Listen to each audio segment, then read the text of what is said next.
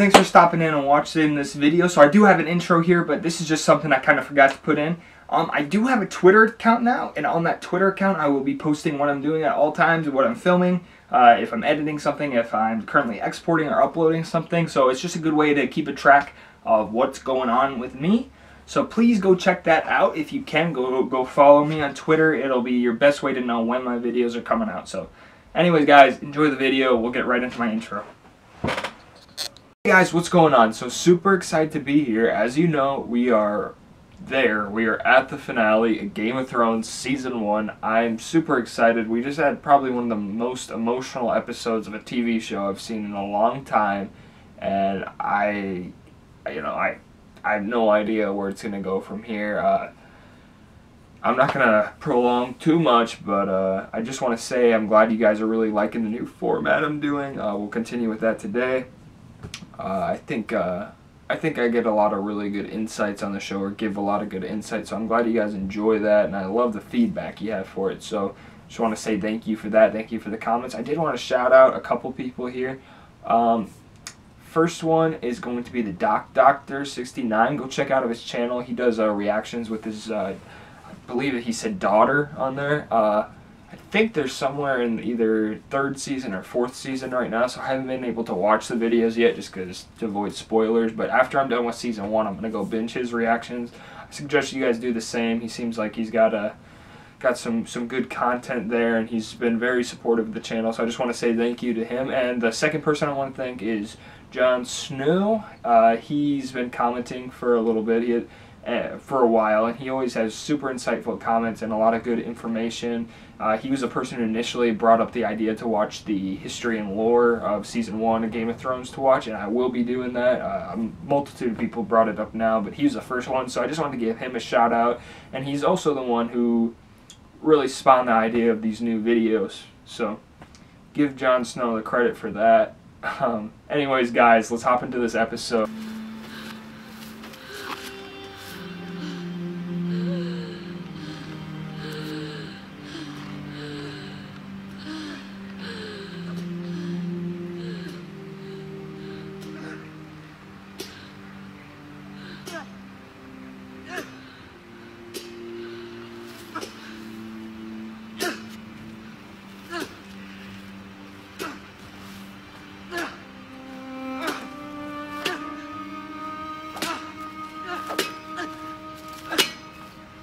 Rob.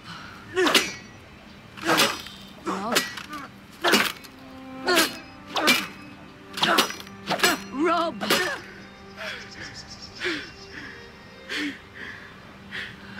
You've ruined your sword.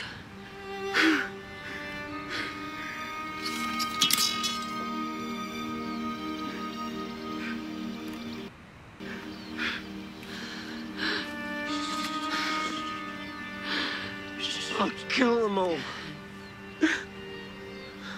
Every one of them. I'm gonna kill them all. My boy. They have your sisters. We have to get the girls back. And then we will kill them all. Damn.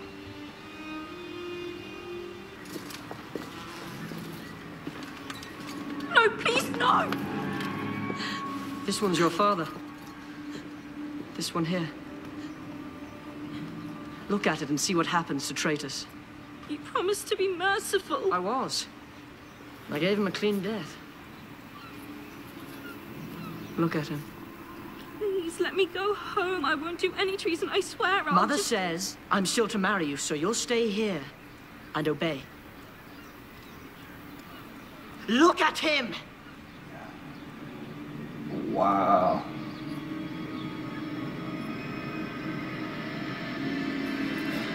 Well? How long do I have to look?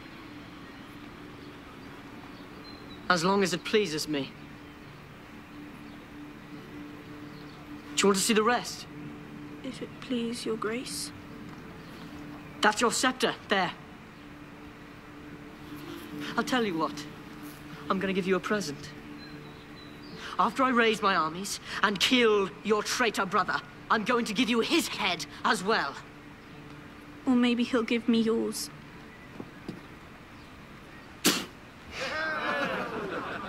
Renly Baratheon is nothing to me. Nor Stannis neither. Why should they rule over me and mine from some flowery seat in the south? What do they know of the war? Or the Wolfswood? Even their gods are wrong. Why shouldn't we rule ourselves again? It was the dragons we bowed to. And now the dragons are dead. Oh, they're not. There sits the only king I mean to bend my knee to. The King of the North!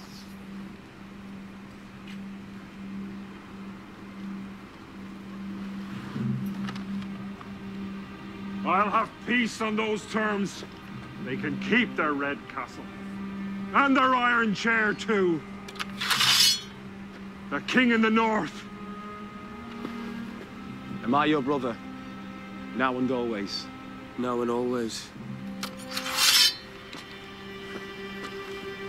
My sword is yours, in victory and defeat, from this day until my last day. The King of the North! Awesome.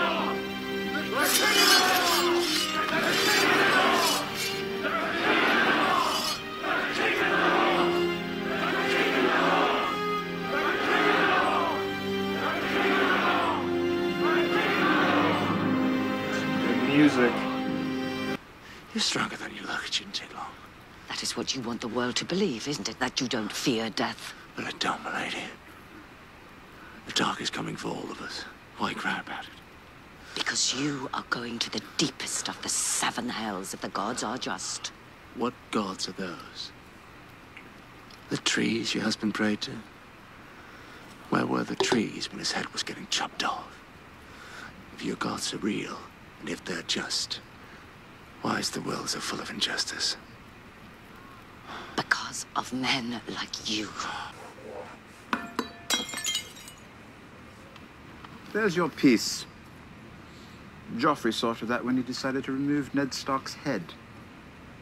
You'll have an easier time drinking from that cup than you will bringing Robb Stark to the table now. He's winning. Guess you hadn't noticed.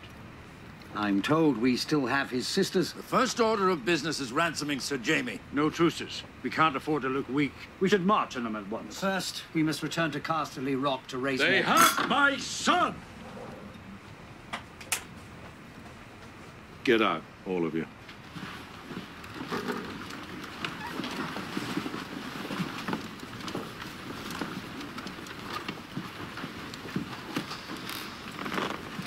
Not you.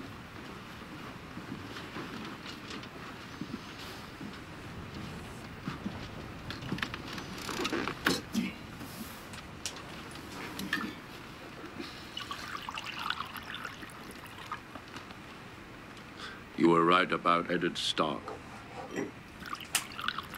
If he were alive, we could have used him to broker a peace with Winterfell and River Run, which would have given us more time to deal with Robert's brothers. But now, madness. Madness and stupidity. I always thought you were a stunted fool. Perhaps I was wrong. Half wrong.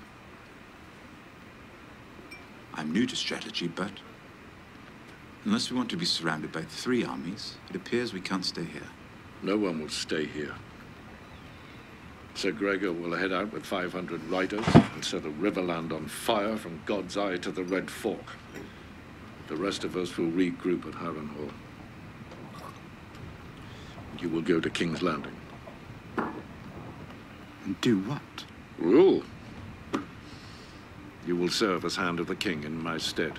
Knight Gavnus, and now my watch begins. It shall not end until my death. I shall live and die at my post. I am the sword in the darkness, the watcher on the walls, The shield that guards the realms of men. I pledge my life and honor to the Night's Watch, for this night and all nights to come.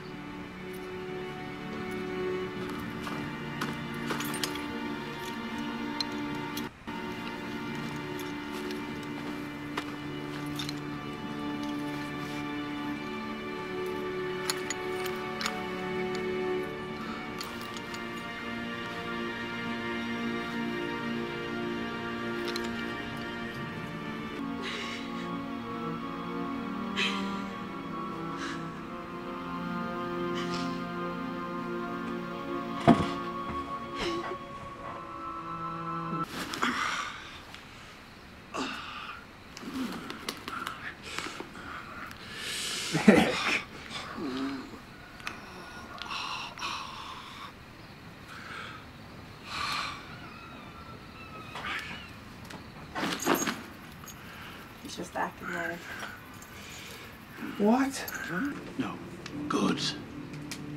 Because I want you and your wolf with us when we ride out beyond the wall tomorrow. Beyond the wall? I'll not sit meekly by and wait for the snows. I mean to find out what's happening. The Night's Watch will ride in force against the wildlings, the White Walkers, and whatever else is out there.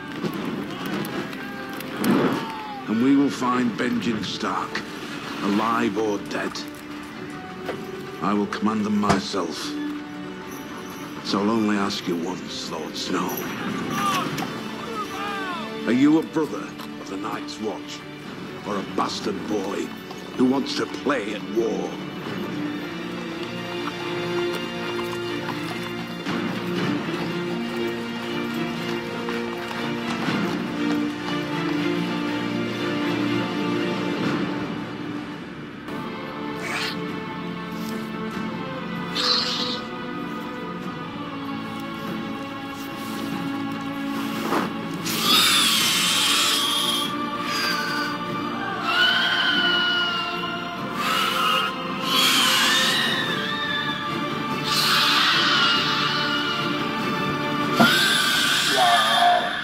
Guys, the finale was quite the episode. You're probably wondering, like, wow, he changed clothes in between the 5 seconds, but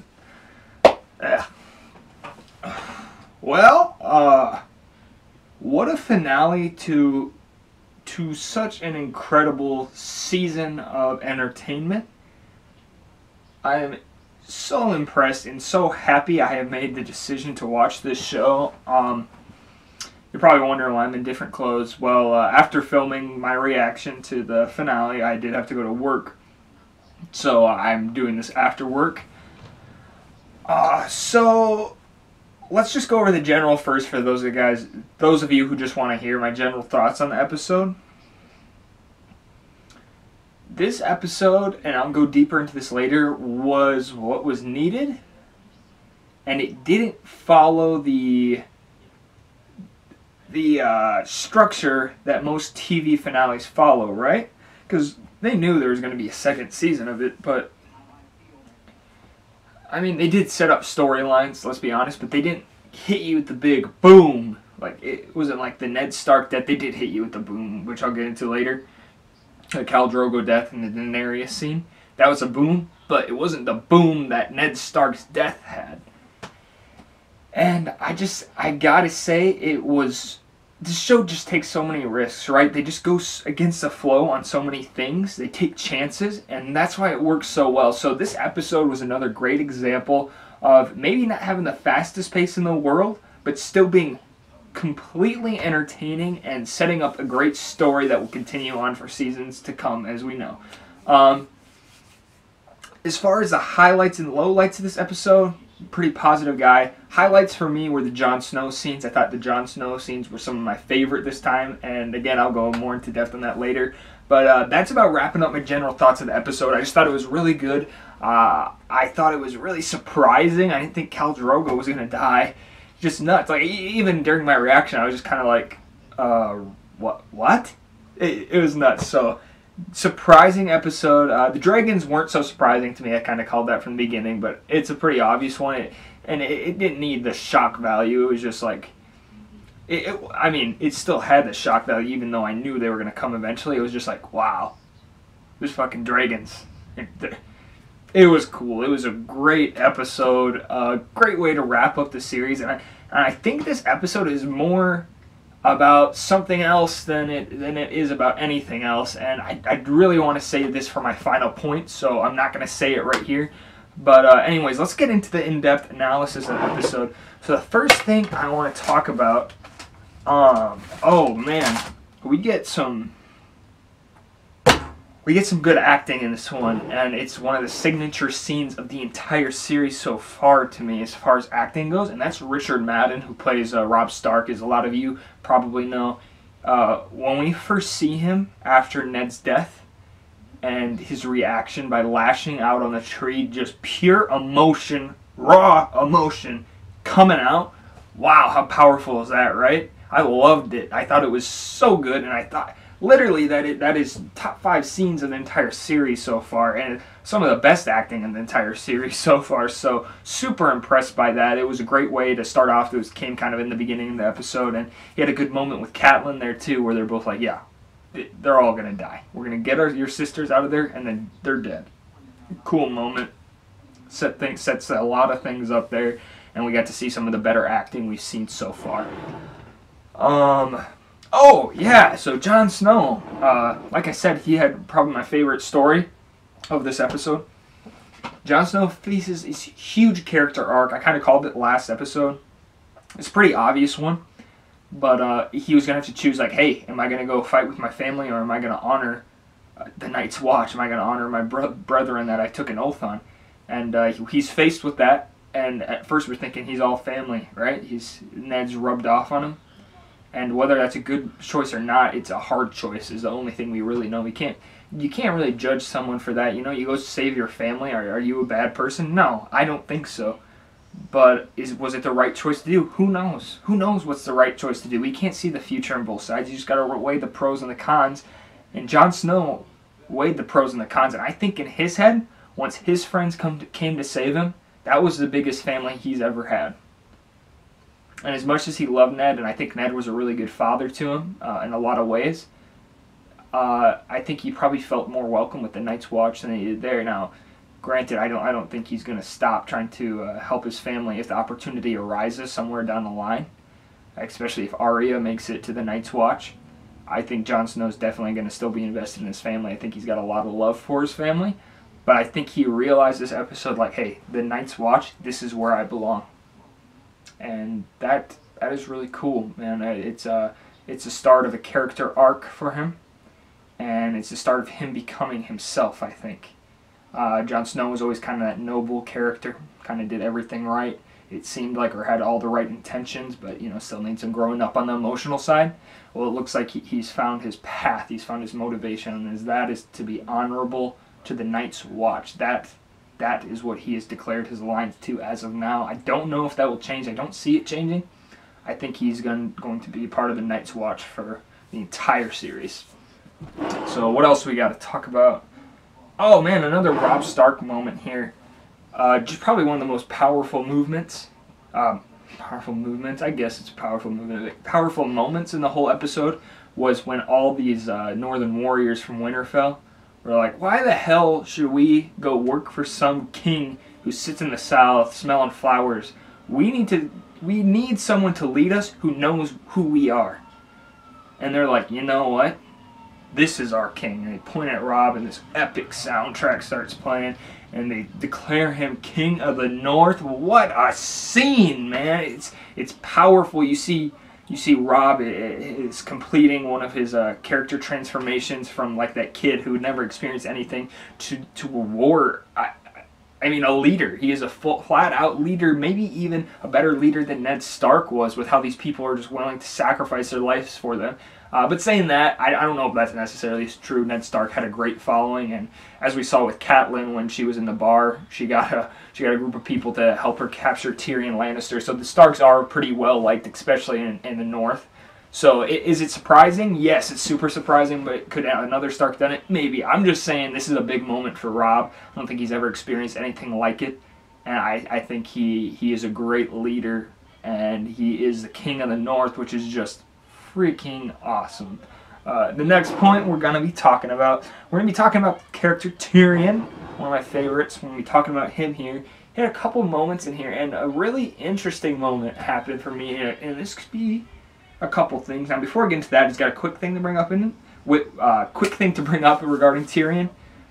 So Tyrion and I believe it's Shay, the prostitute he's with, it seems they are developing a relationship, which is something I kind of predicted. So happy to see that happening. They built up a pretty good dynamic with them when they're doing drinking games with him, Tyrion, Bronn, and Shay. So it looks like that's a full-fledged thing. Not sure yet. They didn't show much of it, but they did have a quick convo that made it sound like they were committed. And then the really interesting scene with Tyrion was a Tywin and Tyrion scene, where Tyrion basically points out he's at the table of all these war leaders, including Tywin. Is like, well, you know, we could have ended this in peace, but Joffrey killed Ned Stark. So they're basically like, we have no choice. Like, how do we get Jaime Lannister back? It would have been so easy if we still had Ned Stark alive. Tywin's like, everyone get out. And he's like, except for you, Tyrion.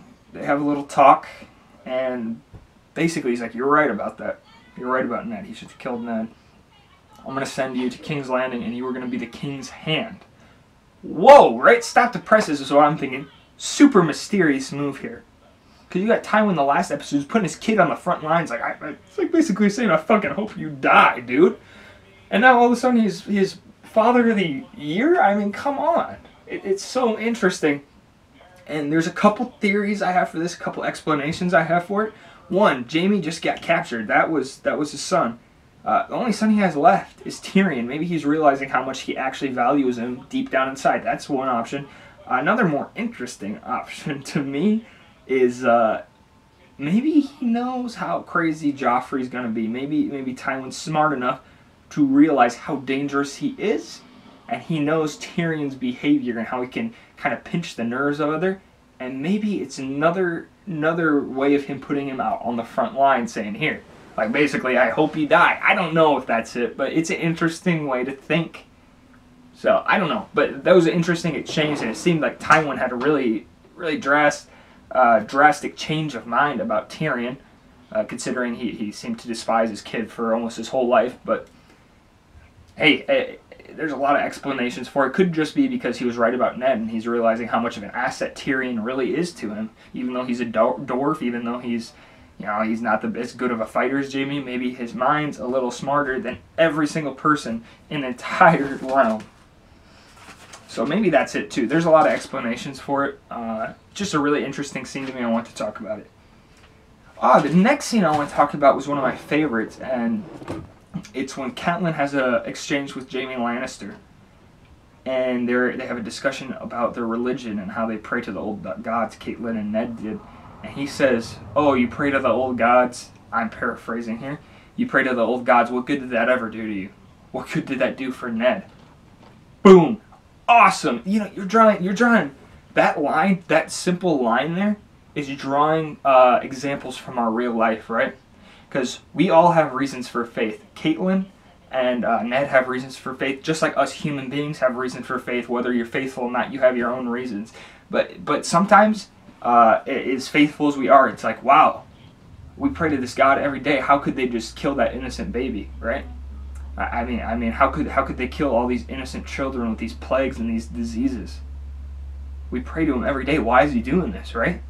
It's hard to think that. What did their praying do, right? All those people who prayed and died of terrible diseases and terrible causes, what did it do for them? It's an interesting point brought up, and a point by Jaime Lannister that relates to our real life, and that's why the show is so fucking good, man. We can relate it to our real lives, and it's a fantasy world, right? There's dragons, but it's so real. Crazy. It's crazy. So that was a really good scene with Jaime. Really, really well said. Okay. Here's another one.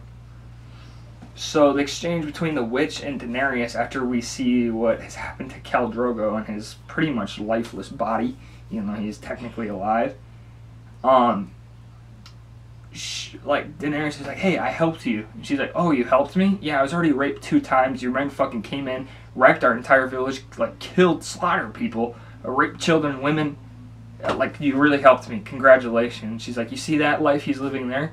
That's a life without substance. I have no substance anymore because they took that from me. Yeah, I mean, the show builds up the Dothrakis the whole time as the people we're supposed to be on the side of.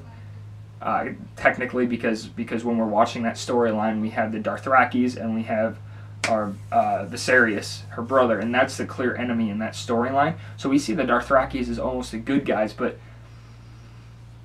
they're not. They're just not good guys, and which brings up a great point. And that's a great writing right there, just to make you question everything. The good guys, the bad guys, what is good, what is bad. There's no good, there's no bad. It's just real. So that witch brought up a great point. I'm sorry, I don't know her name. I just call her the witch. But really good point, really good scene there. This is going to bring us into the huge point, which is the big moment of the episode, right? And it's Khal Drogo's death and Daenerys' birth, almost. What a moving scene, right? You see Daenerys take Khal Drogo's life. His life, I guess. Unexpected, man. You get this amazing fleshed out character, one of the best actors in the entire series. And you say, whoop, he's gone. It wasn't as surprising after I saw Ned die. But still, I was kind of just, I was just in shock when it first happened. I was like, what? He's dead? Like, I didn't believe it. Now, as far as how they handled these scenes, great. Great, because in my opinion, the Dothraki storyline was, although it's not weak, was my least favorite out of all of them because it hadn't really reached a pinnacle until that point when Khal Drogo dumps the gold on top of Viserys' head. That was a great moment for them. That was my favorite moment from him. This is my new favorite moment. They hit their pinnacle for that story, right? Daenerys is now, she's got her dragons. She's going to lead these people, and she's going to be a force to be reckoned with throughout the entire realm. That's what that whole storyline was about. We built up to Daenerys. This was Daenerys' story, and we got it. And we finally saw that this isn't about Khal Drogo, this isn't about Jorah, this isn't about the Dothrakis, this is about Daenerys. And I like that. I like the wrapping up of that and the starting of something new for the next season. That was really well done. And as for how Khal Drogo's death was executed, I think it was executed marvelously. Just marvelously. They didn't use it for shock value. They weren't like, we need to throw in a death. They used it to move the plot along. Just like they did with Ned. Ned's death was absolutely needed. Khal Drogo's death was needed for Daenerys' story. That's good writing. That is great writing. And I applaud the writers of Game of Thrones for not making that a cheesy or corny death, even though they could have just thrown something in there to make it a finale, right? Awesome. Awesome job. So now we're just going to go over the positives and negatives. I don't have any negatives. I'm gonna tell you that right off the bat. First positives, you guys have been commenting about music. Well, oh shit, man. The music was good. The best music I noticed, I've been paying attention for the different houses, was when the King of the North chant started for Robb Stark. There was a really epic tune going on back there. Joffrey had some kind of ominous music behind him at the very beginning. And, oh man, the Jon Snow scene where he's like, they're like talking about going to, they're gonna go out and they're gonna get Uncle Bench. There's some real good music there. So yeah, I've been paying attention to the music and it has only enhanced my experience. Sometimes it's hard to even pick out because it helps move the story so much that kind of just blends in with the background, and I mean that in the best way possible. It just kind of gets implanted into our mind as how we're viewing the story, and the music is needed, so it's almost viewed as all one package instead of being able to decipher it all and look at it as separate pieces and judge them as separate pieces. So I tried to pay attention to music, but some of it just flows so well with the show that it's hard to pick out. The second positive I have is the Jon Snow scenes. As I said, they were my absolute favorite. The directing, when Jon Snow deserts at the beginning and his friends come find him, fine directing with some terrific shots between the trees. I just love that kind of stuff. And just the overall feel of those scenes, it was good. I don't know how to explain it, man. It was like, it was the best example of storytelling I've seen in that story arc, Jon Snow's story arc so far. They used just a really good good ground plan there, right? They have him deserting. His friends come. He realizes that's his family. He goes back, and then he gets his mission. He's going to go get his Uncle Benj. It's good. It's really good. That was definitely my favorite part of this episode, was Jon Snow's storyline. Well, guys, I think that's all I got for you today. What a finale, and let me just tell you, we got some content coming out for Season 1 still before we get into Season 2. We're going to have 4 short videos, really. We're going to have my top 5 favorite characters after Season 1, my top 5 least favorite characters after Season 1. I would bet you anything Joffrey's on that. I'm just saying. And then I'm going to do my predictions for Season 2. And I'm also going to do my Season 1 complete review. It's not going to be as long as you probably think it is with how in-depth I am here.